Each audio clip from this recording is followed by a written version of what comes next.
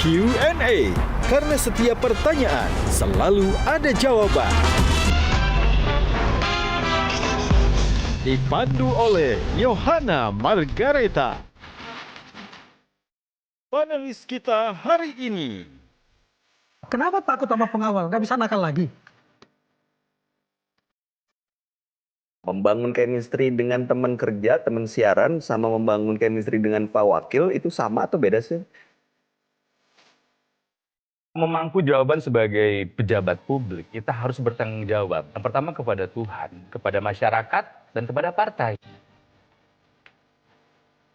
Ada kemungkinan pemilu berikutnya, pilkada berikutnya, Nasdem nggak nyalonin Farhan. Si Farhan jadi anggota DPR bisa apa? Paling pelongo, paling tidur. Pastikan bahwa Anda punya jaringan yang kuat dengan partai politik. Orang mengenal beliau sebagai budayawan, tapi saya lebih mengenal dia sebagai buayawan.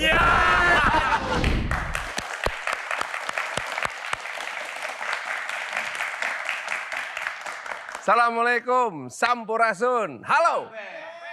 Apa kabar pemirsa? Berjumpa lagi bersama saya Muhammad Farhan dalam program spesial Metro TV Q&A. Karena setiap pertanyaan selalu ada jawaban. Mantap.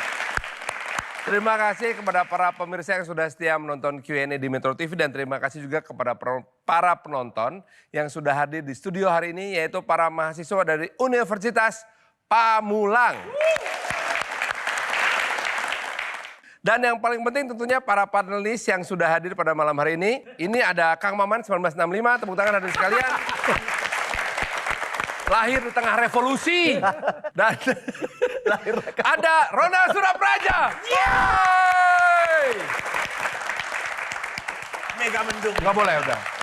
Ada masanya Ronald derajatnya lebih tinggi dari saya. Karena saya hanya calon wali kota, dia calon wakil gubernur. Jawa Barat.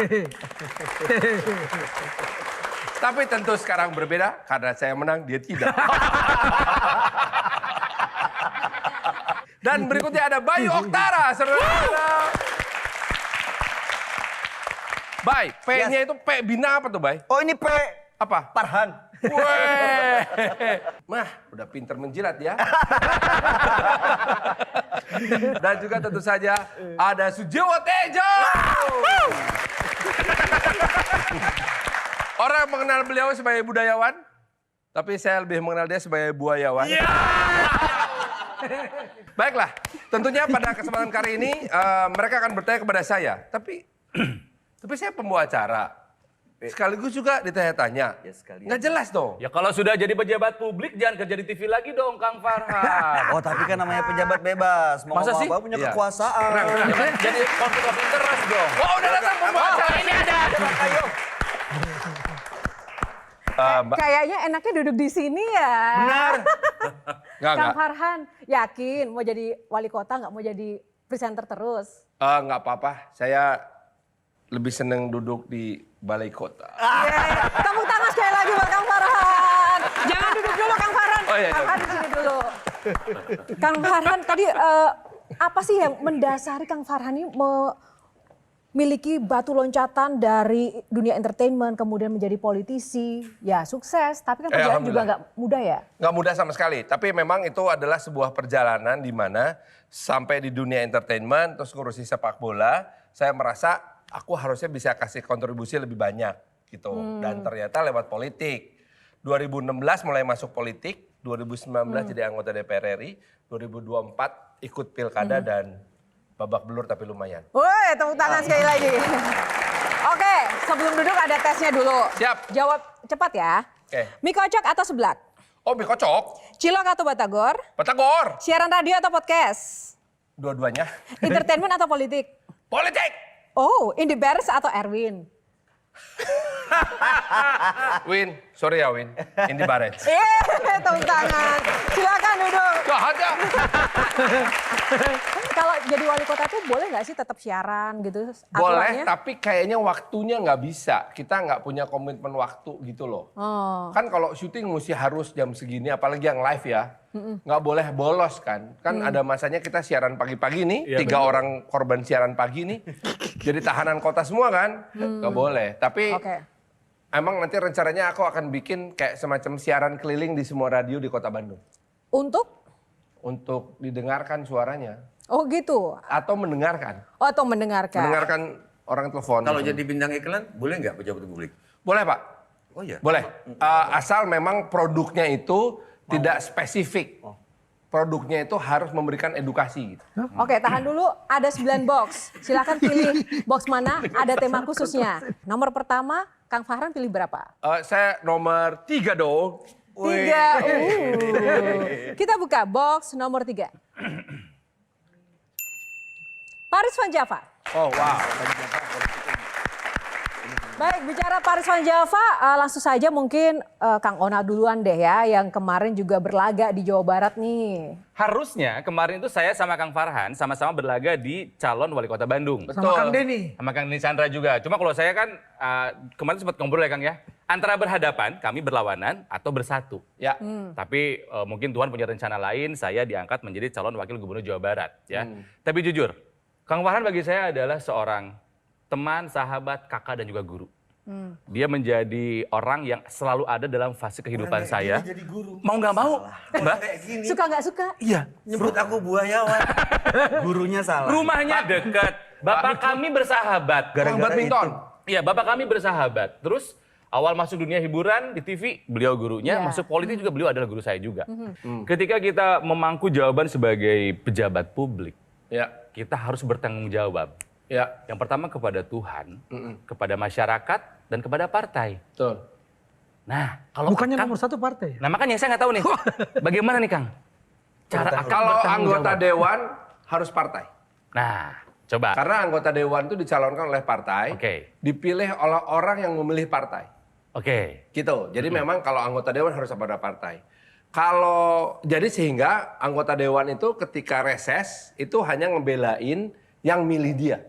Boleh itu, sah. Oh, datang ke konstituen. Secara ya Oke, itu namanya oke. disebut konstituen. Secara filosofi politik sah. Ya. Tapi kalau pemimpin eksekutif, Ya. begitu dia terpilih, maka yang nggak pilih dia pun mesti diurus. Jadi siapa yang mesti diurus? Ya semuanya. Secara politik, wali kota itu adalah pembina utama politik. Jadi semua partai politik harus di bawah Harus dia. dirangkul, ya. Itu sebabnya kita punya Kesbangpol. Ya Dinas Kesatuan Kebangsaan dan Politik. Yang punya anggaran khusus untuk membina partai. Nggak cuma satu partai, semua partai. Artinya sebagai pembina secara formal. Ya maksudnya Kepentingan-kepentingannya. kepentingannya. Jadi kan akan ada mengakomodir Kalimat kepentingan gitu. yang loh, Bang. menjahitnya adalah, jadi kalau ditanya misalnya, Han, kalau mau beresin transportasi nggak? Mau. Siapa yang perlu diurus pertama kali ketika kita beresin transportasi umum di Kota Bandung? Ya sopir angkot. Karena kalau modernisasi kendaraan umum, yang pasti jadi korban pertamanya adalah sopir angkot. Harus. Tapi bukankah elit politik dan partai politik itu harus melayani masyarakat terlebih dahulu, baru Iya. kepentingan mereka? Artinya gini, kepentingan itu jangan tolong terjemahkan dalam bahasa Indonesia. Tolong dibalapkeun gitu maksud orang teh. Ya, jangan dipersaingkan lah gitu ya. Harus saling Disandingkan sinergi. gitu. Iya, harus Harusnya karena disandingkan. lamun dibalapkeun teh liar, Bro. Terjemahkan. Ya. Kalau dilombain harus ini dulu, harus ini dulu, harus ini dulu gitu. Tapi Oke, Mbak Tejo, silakan Mbak Tejo. Yohana tadi nanya, Iya. mana prioritasnya? Karena nggak mungkin kita hidup tanpa prioritas. Partai atau rakyat, itu aja. Kalau eksekutif mesti rakyat dulu. Karena yang milih maupun nggak milih, ya mesti Udah jadi diurus, Mas. rakyatnya Akang gitu ya. Bisa nggak Gitu. ini dijadikan saksi oleh masyarakat Bandung? Oh bisa. Insya Allah Oke. bisa. Oke. Kalau itu sih aku berani ngomong gitu, Mas. Karena gini, kalau saya prioritaskan partai, artinya nih saya memecah belah masyarakat.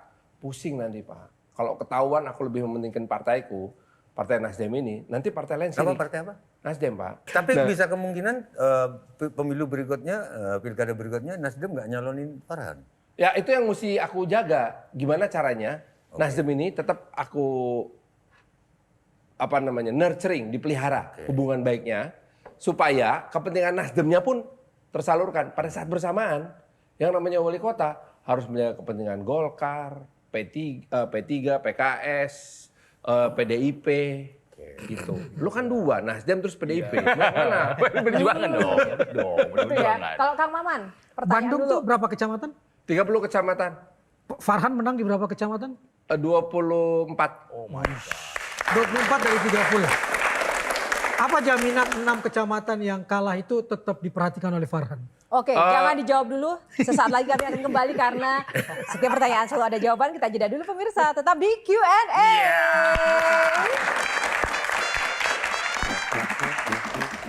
Q&A kita di 97,8 FM. Halo. Dengan Halo. siapa? Dengan siapa? Ya, dengan siapa nih?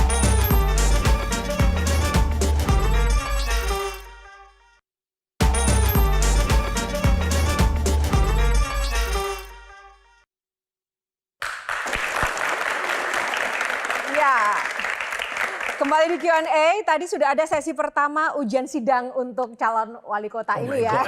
Yang sementara unggul ini. Nah, tadi masuk ke pertanyaan Kang Maman. Gimana Kang Maman, boleh diulang? Ada 30 kecamatan, Ya. menang di 24. Betul. Ya. Yang 6 ini bagaimana dapat jaminan juga akan diperhatikan oleh Farhan. Nah, itu dia. Kalah menang tetap warga Bandung. Mesti diurusin. Pasti diurusin. Karena nggak boleh juga nanti tiba-tiba di kecamatan tersebut gitu ya, malah nggak cukup maju gitu. Bahkan beberapa kecamatan tuh tempat saya tinggal. Kecamatan Bandung Wetan, terus tempat kampus saya, Kecamatan Sumur Bandung. Semuanya harus rata karena Bandung itu tidak ada satupun wilayah Bandung yang nggak padat. Padat semua Pak. Jadi kalau satu nggak kelihatan bagus itu ya, atau kelihatan lebih tidak bagus daripada yang lain tuh Kelihatan banget. kentara banget. Nah, Kang Farhan punya misi untuk merubah Bandung ya. Tapi saya mau tanya, ketika sekarang jadi wali kota Bandung ya, nanti ketika Insya Allah, sudah amin. ditetapkan insya Allah, ada nggak yang berubah dari Kang Farhan sendiri? Saya tuh khawatir nanti saya kebanyakan yang apa ya istilahnya apa ngawal ya? Apa? Ngawal. ya, Pengawal, Pak Ngawal. Walpri. Oh, Harus Pengawal. ternyata. protokoler lah gitu. Protokoler, iya harus. Ketika jadi presenter dan entertainment itu kan entertainer itu kan Kang Farhan ramah, cair, orangnya baik gitu. Ya. Kalau biasanya orang jadi pejabat tuh agak ada yang beda gitu loh. Jaim. Jaim. Stres. Kalau yang saya rasain stres.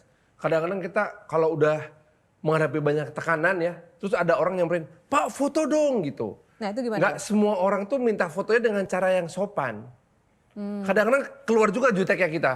Nah itu yang mesti sangat dihati-hatii.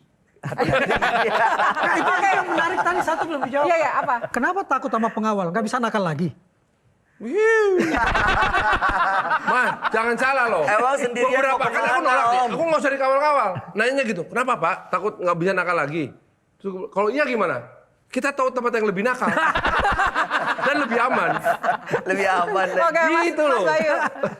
Iya Om, kalau bicara sama Om Farhan sebenarnya banyak banget cerita yang bisa disampaikan. Benar kata Kang Onal, jadi guru, jadi abang, jadi om, jadi mentor juga. Nah terus kan sekarang dari radio banyak juga yang masih yang hidup dari radio nih Om. Ya, ya. Ekonomi kreatif, kita Ya. tahu kota Bandung sebagai kota kreatif yang menjadi barometer lah di Indonesia. Ya. Nah terutama si dunia radio yang jadi sub ekonomi kreatif. Mau diapain tuh radio-radio di Bandung? Tunggu. Aku tuh kerjaannya, kalau lagi di jalan aku dengerin satu-satu nih. Adik-adikku siarannya bener nggak? Oh bagus, kalau bagus saya telepon. Bagus siaran lu, terus gitu. Butuh yang jelek banget siaran lu gitu. Udah ditelepon 3 kali masih jelek aja. Disamperin. Samperin. Saya samperin, duduk, saya ketok studionya. Apa Om? Siaran lu jelek banget. Gini caranya. Ayo ngomong gini. Ya gitu. Radio Ini di Bandung radio gimana di ini? Bandung akan dikemanain? Jumlahnya 50 Radio lebih tengah loh. yang era menggunakan digital ini. frekuensi free to air memang sekarang sedang terancam karena jumlah pendengarnya lagi turun. Maka kita mesti mengubah paradigma ya. Ada yang namanya itu istilah teknisnya konvergensi media, tapi tidak semudah itu. Maka yang paling gampang bisa dilakukan sekarang adalah studio radio harus berfungsi juga menjadi studio podcast. Nah, jualannya dari podcast mesti beda nih ininya apa namanya mindset bisnis modelnya. Tapi radio masih relevan nggak sih di era sekarang tuh? Sangat.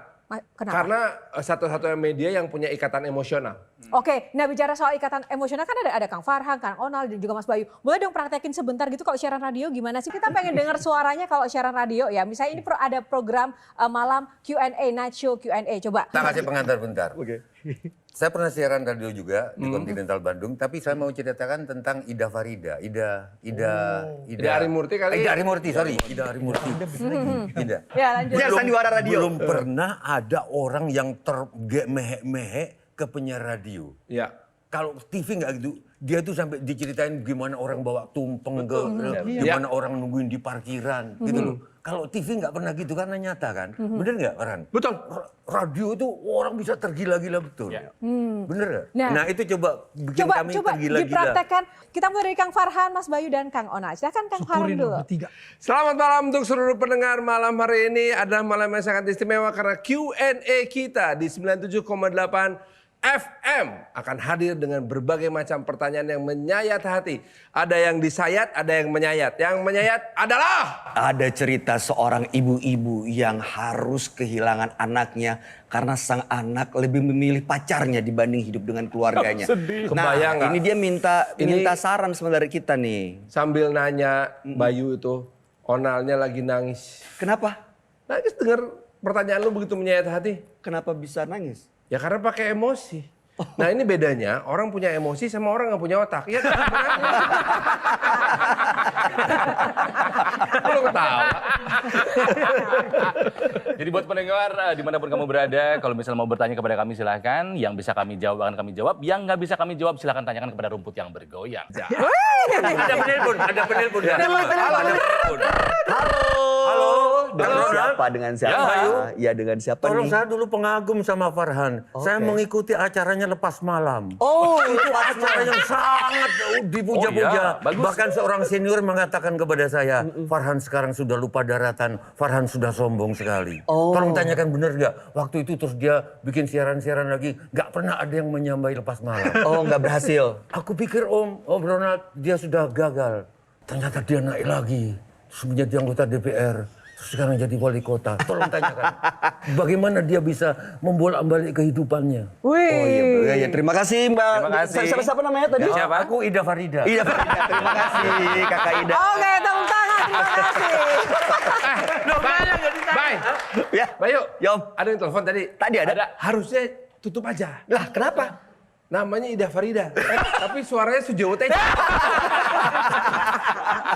Oke, terima kasih. Gimana? Jawab dulu singkat, Kang Farhan. Dibolak-balik ya. bener Dulu juga sih. itu memang kita tampil sebagai sosok yang sangat ingin menonjol untuk diri sendiri.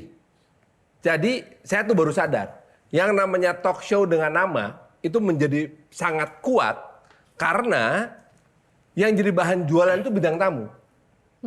Nah yang jualannya yang dapat nama. Sehingga misalnya gitu, Sujowo Tejo itu marah-marah sama presiden. Di mana? Di acaranya Farhan. Lah yang dapat nama Farhannya, bukan Sujowo Tejonya.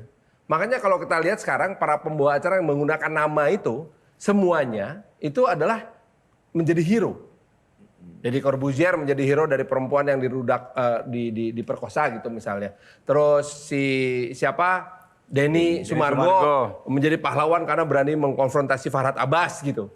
Itu memang bagian dari bagaimana perkembangan seorang sosok pembawa acara ini menjadi sentral dari acara tersebut.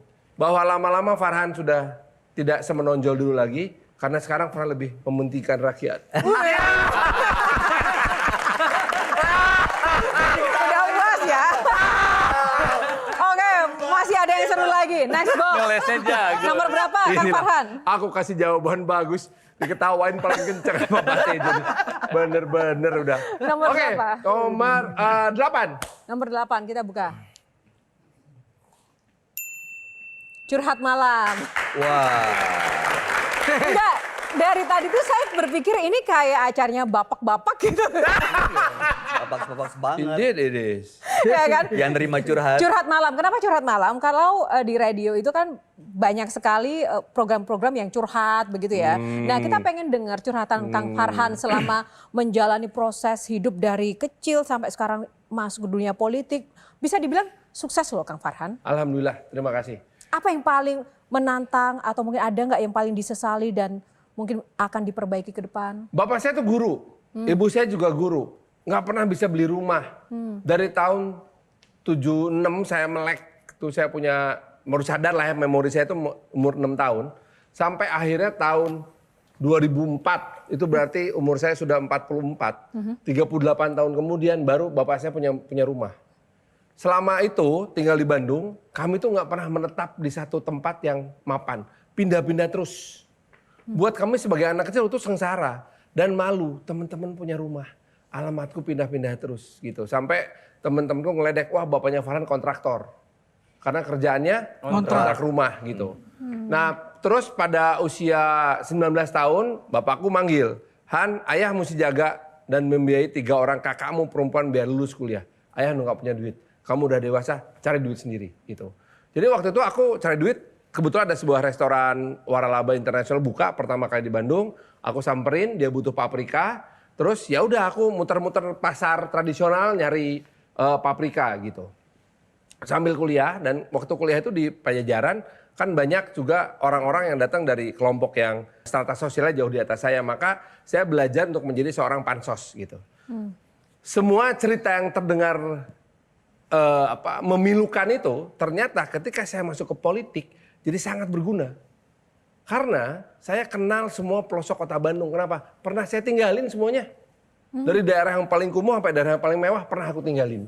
Dan aku tahu betul pasar tradisional tuh kayak apa di kota Bandung. Karena aku selama bertahun-tahun hidup di pasar tradisional. Jadi pernah seorang menteri perdagangan datang ke saya. Han, kau lagi kampanye ya? Iya Pak. Ini ikut saya mau meninjau harga pasar. Kamu saya promosikan di depan para pedagang pasar biar kamu dikenal. Begitu kata menterinya. Begitu turun di pasar, orang pertama nyambut gini, hei Kang Farhan, kamu doai, hei. Tapi Kang Farhan dari orang-orang dunia entertainment masuk ke politik itu kan kadang diragukan dulu tuh, bisa nggak ya? Pasti. Nah itu pernah mengalami hal itu dan Pasti, bagaimana itu menjawabnya? bahkan ada orang-orang yang di grup, kan grup fraksi, di grup partai itu pada nanya gitu, si Farhan jadi anggota DPR bisa apa? Paling pelangap-pelongo, paling tidur, alah paling nonton gitu. Di antara 3 pernyataan itu Ada yang gitu, terakhir. Kang? Ada. Anggota DPR banyak kan gitu, ada. Ada. Yang Tidur. 3 tuduhan itu pelangap-pelongo, paling tidur, nonton gitu, yang 3-3-nya salah. Terus Nggak ada. bagaimana membuktikannya? Ya mulai gini, membangun jaringan media. Membangun jaringan media. Hubungan baik dengan media membuat media itu merasa bahwa saya selalu bisa nanya ke Farhan. Gitu, tentang isu-isu. Han, katanya di Komisi 1 lagi nolak anggaran dari Kementerian Pertahanan ya? Oh iya, mau dikutip boleh, tapi ini background aja. Ceritanya begini-begini nih, si ini dirjen ini begini, si ketua ini begini gitu. Jadi mereka jadi punya bahan, dan pada saat itulah mereka kemudian mengerti bahwa oh si Farhan nih lumayan ada isinya lah gitu. Oke, tepuk tangan untuk Kang Farhan. Lumayan. Tadi diceritakan bapaknya yang kontraktor itu. Nah sekarang bagaimana ingin menyatakan anakmu sekarang wali kota? Kayak gini nih, bikin emosi nih.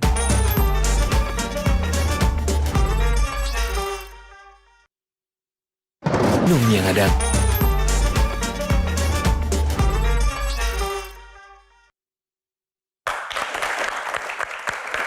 Ya, masih di Q&A bersama Kang Farhan. Sekarang Kang Maman, tadi kita mau ngulik-ngulik sejauh mana sih isi dari Kang Farhan, silakan. Begitu lihat beliau pakai baju ini yang saya bayangkan Aceh. Begitu dia pakai baju Aceh langsung kebayang Tengku Yazid Hamzah. Terima kasih Pak. Tadi diceritakan bapaknya yang kontraktor itu. Nah sekarang bagaimana ingin menyatakan pada Tengku Yazid Hamzah kepada Nani Rubiani, anakmu sekarang wali kota. Kayak gini nih, bikin emosi nih.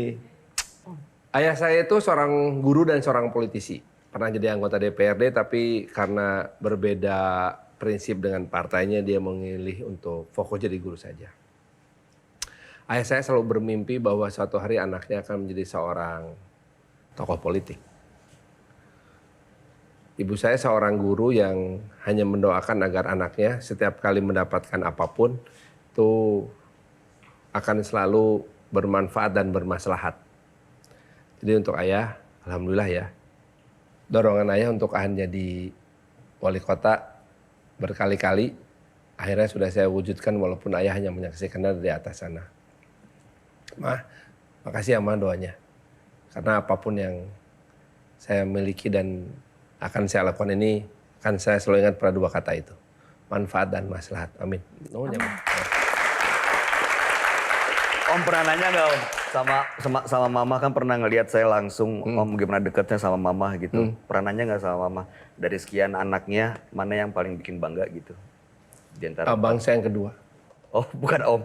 Kan sebagai anggota DPR aku di foto gede gitu ya. Gede banget fotonya. 60x90. Taruh di kamar, di rumah ibuku. Terus ibuku setiap kali lewat gini, lihat itu anakku, ganteng ya? Iya. Nah di sebelahnya ada foto abangku lagi main gitar. Terus dibilang gini, Farhan itu ganteng, tapi nggak bisa apa-apa, nggak kayak Agam. Agam jago main gitarnya. Ya ibuku begitu itulah. Tapi Gitulah. cita-cita awal Kang Farhan itu apa sih sebenarnya dari kecil? Saya tuh dari kecil pengen jadi penyiar. Jadi umur 8 tahun, ketika orang bilang pengen jadi dokter, pilot, presiden apa, enggak, aku pengen jadi penyiar karena pernah dalam suatu momen, jam 4 sore aku inget banget, umur 8 tahun, aku mendengarkan seorang penyiar membawakan acara anak-anak di Radio Fortune Kota Bandung. Aku dengerin selama 2 jam, aku terbawa emosi. Terus aku membayangkan, ini orang hebat banget ya. Nggak pernah ketemu sama saya, tapi kok bisa membuat suasana jadi sangat menyenangkan buat saya sebagai anak kecil waktu itu. Jadi sejak saat itu saya pengen jadi penyiar. Terima kasih Radio Fortune yang sudah tidak ada sekarang. Tepuk tangan Kang Farhan. Mbak Tejo. Ngomong-ngomong tentang ibu, tentang mama, yang mungkin bagi beliau kesenian jauh lebih, ya penyiar kan juga seniman kan, jauh lebih ke tadi gitar menurut aku cuma tinggal simbolnya. Jadi dia pintar main gitar. Maksud itu mungkin beliau mau mengatakan dia di politik, dia di seniman. Iya. Aku mungkin bener gak gitu? Iya, jadi buat ibu saya sebetulnya kakak saya yang satu itu jadi lebih istimewa karena satu-satunya anaknya di antara 6 anaknya yang mengikuti hasratnya untuk jadi seniman, jadi Oke. seorang pemusik. Kalau tentang kesenian, saya bisa nggak menitipkan karena di atas pundak Farhan sekarang ada Sujiwo Tejo. Heeh. Saya orang Bandung walaupun di Jakarta. Iya, Orang betul, yang pernah tinggal di Bandung nggak akan pernah bisa tinggalin Bandung. Setuju.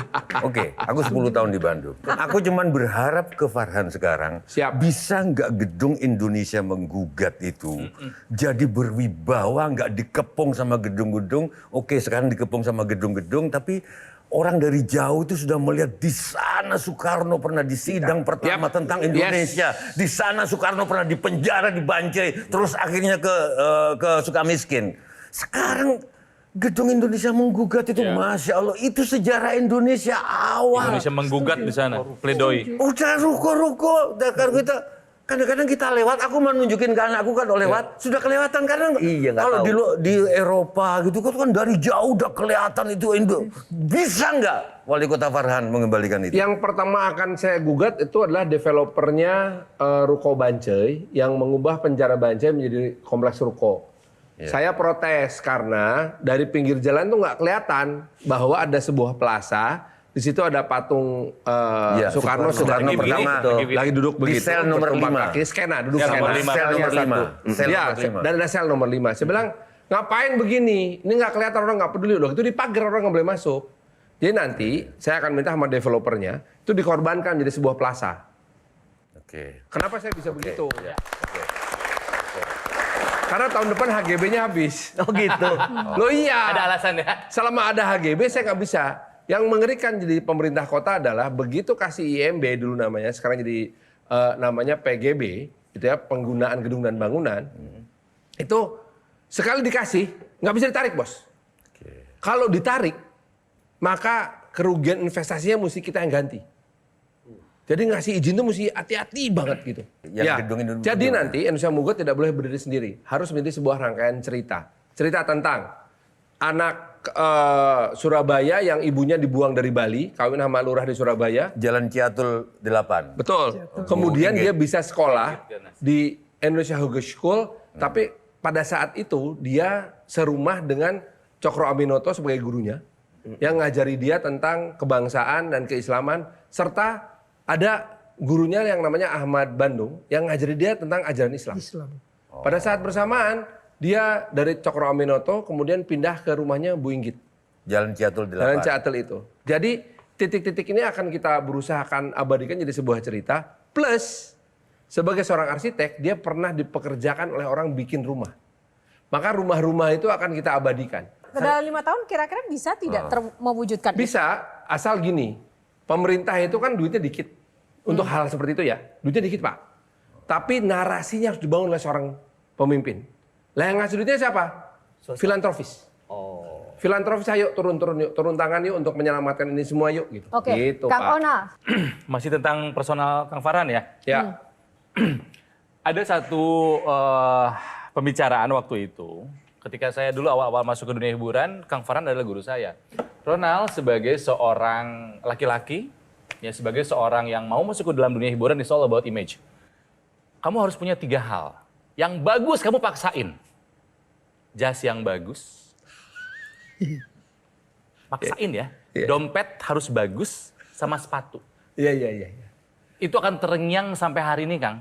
Ya. Bahwa pelajaran pertama dari Farhan untuk masuk dalam dunia hiburan, kamu harus kelihatan, oke, kamu layak, punya kelas. Betul. Dan bagi saya salah satu orang yang punya sense of fashion yang bagus adalah Farhan. Waduh, terima kasih. Tepuk tangan dong.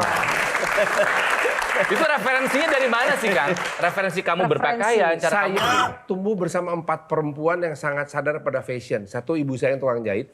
3 orang kakak perempuan saya yang sangat rewel dan bawel. Dia ini yang dandanin adik bungsunya.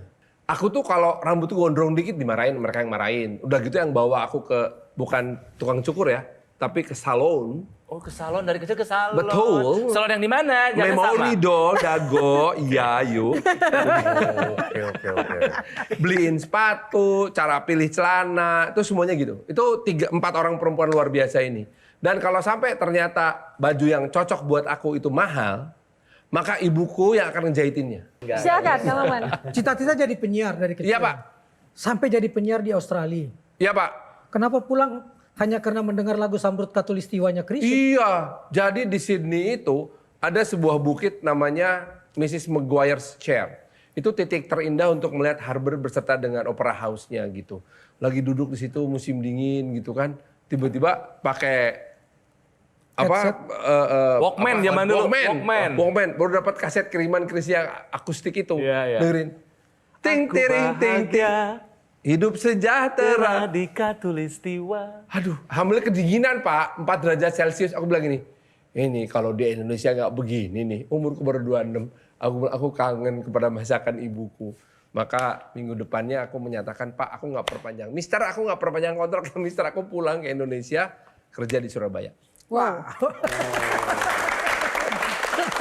Kang Farhan masih ada satu nih yang harus dijawab sama Kang Farhan. Kita mau tunjukin sejumlah foto. Silakan love meter 1 sampai 10 nilainya berapa ya? Love meter ya? Love meter. Layar Indi Beren 1 sampai 10. 8. Wah, Lah, kok nggak 9? Kok nggak 10? lo ketinggian. Erwin Parangkuan. 8 juga. Nggak Dia- bisa. Tadi kan yang dipilihnya ya, Indi, bukan Erwin. Kok nilainya sama? Ya Konsisten udah, dong. 7 lu Win. Iya. 7. Yang ketiga, silakan. Asri Bang. Aduh, Sri, tadinya 8, tapi karena kamu sedang menghadapi masalah rumah tangga, aku beri 9. Gara-gara itu. Kok jadi Kok gara-gara itu? Lo ya? empati. Tambah 1 poin. Sri. Wah, siap Kang Haji. Oh, ini wakilnya. Untuk Pak Erwin saya kasih 10, Pak. Wah. Yang ngasih gede pasti ada kepentingan. Itu sih kita nggak bisa bohong. Jadi habis berapa kemarin? Habis-habisan, Pak.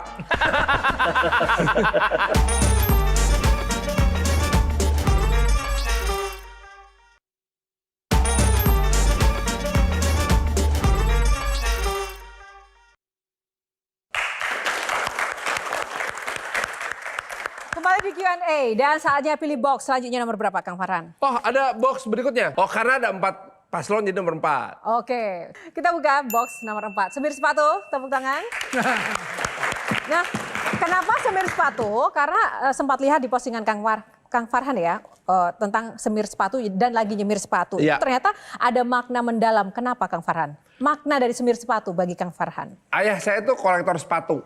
Setiap hari Sabtu dia ajak saya untuk sama-sama bersihin sepatu. Jadi saya terbiasa dengan kondisi di mana sepatu tuh mesti bersih gitu. Nah, setelah dewasa kan kalau begitu kita masuk ke dalam dunia hiburan ya, setiap kali mau manggung tuh kita pasti nervous kan.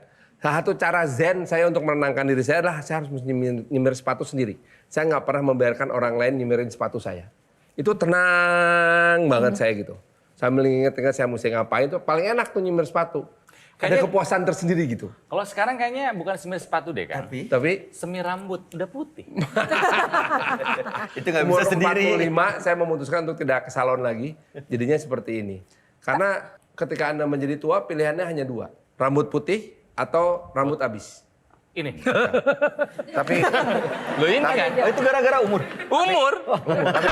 Om, kalau ngelihat tadi kan waktu pilih kayak ada Tendi, ada Asri Bolas, ada Erwin gitu ya. Teman-teman siaran chemistry-nya kan kuat banget Om. Nah Ya. kan sekarang ada Pak Wakil nih.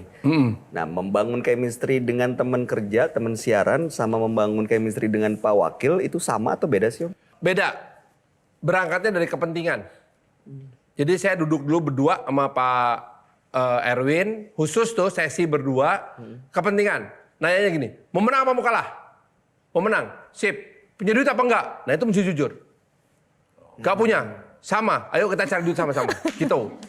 Nah jadi langkah-langkah pertama kami sama beliau ini adalah cara-cara yang nggak pakai duit itu. Apa istilah kamu namanya? HD goreng ku baso. Jadi kita banyak melakukan pendekatan-pendekatan kepada masing-masing konstituen yang tidak berbiaya. Banyak, tidak berbiaya banyak. Tidak berbiaya banyak. Nah itu yang kemudian membuat saya sama Pak Haji Erwin nempel terus bagi tugas. Pak Haji Erwin ke serangan darat. Ketemu orang sebanyak mungkin. Kan dia penceramah juga. Tunggu Kang Farhan, bicara soal politik, itu kan kos politik itu kan besar, ya kan? Tadi bilang nggak ada kos politik. Jadi dari pengalaman Kang Farhan, mungkin nanti juga Kang Onal bisa menambahkan. Jadi kunci sukses untuk bisa menang di dunia politik itu apa sebenarnya? Engagement.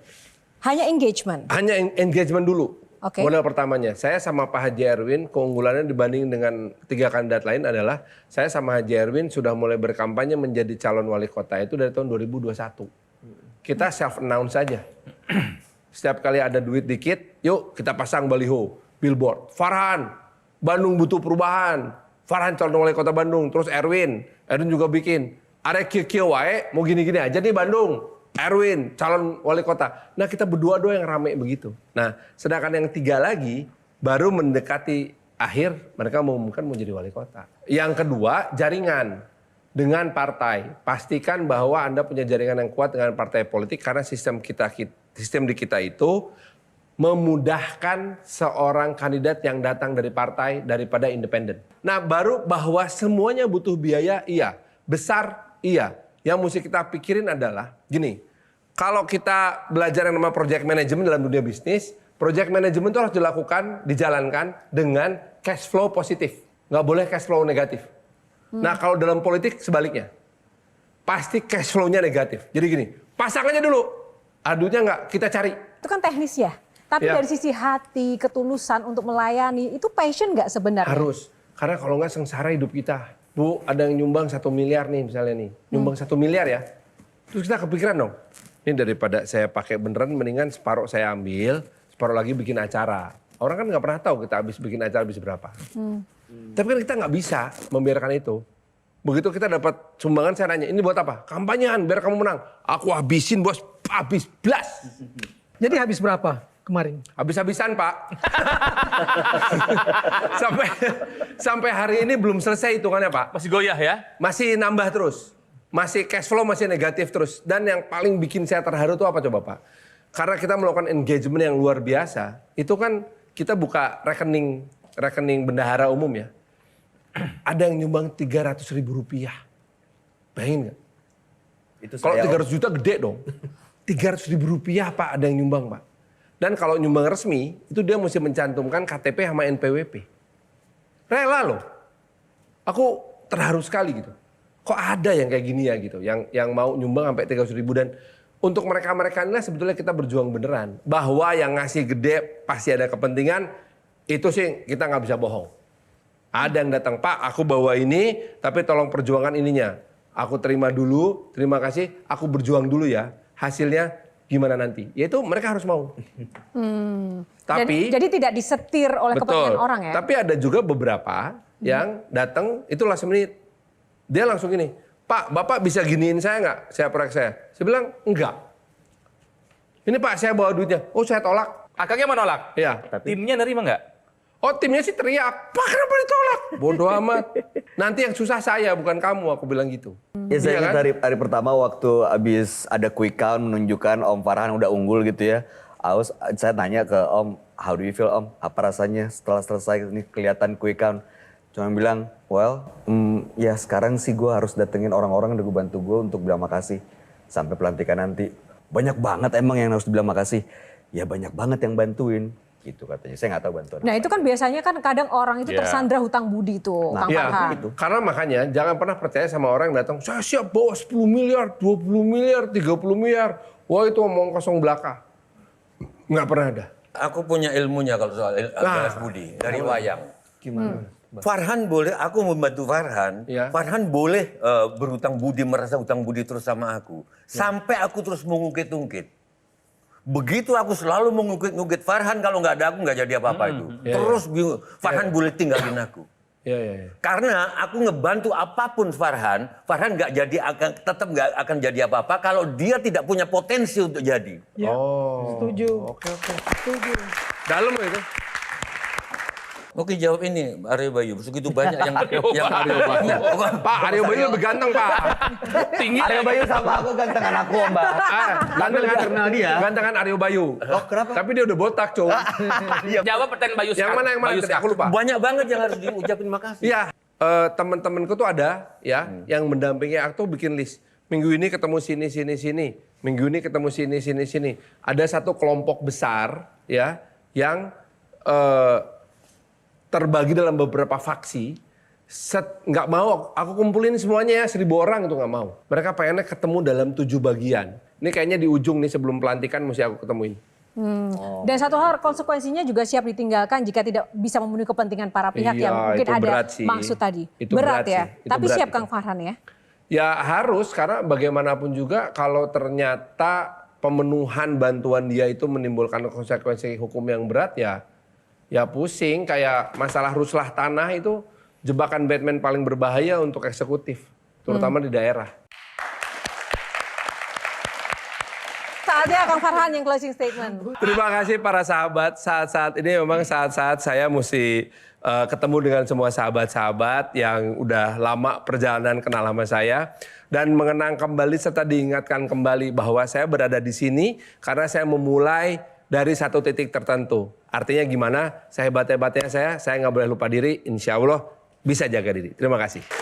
Baik, terima kasih Kang Farhan, terima kasih panelis dan teman-teman, tepuk tangan untuk Q&A malam ini. Terima kasih. Dan pemirsa, terima kasih untuk kebersamaan Anda. Semoga episode kali ini menginspirasi dan juga bermanfaat buat Anda. Tetap saksikan Q&A setiap hari Minggunya bersama saya Yohana Margarita karena setiap pertanyaan selalu ada jawaban. Sampai jumpa lagi, kami undur diri. Bye. Terima kasih Kang Farhan. Have fun. Thank you loh, keren loh. Metro TV. Jelajahi cara baru mendapatkan informasi. Download Metro TV Extend sekarang.